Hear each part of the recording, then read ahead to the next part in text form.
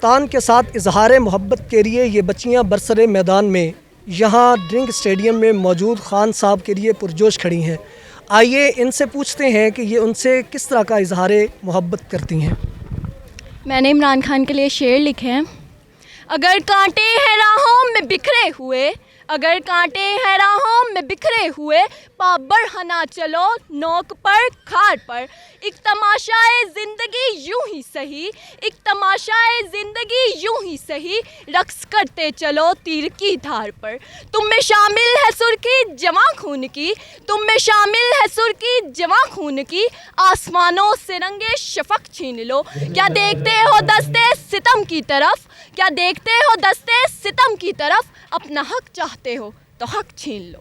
मुस्कुराने की वजह तुम हो,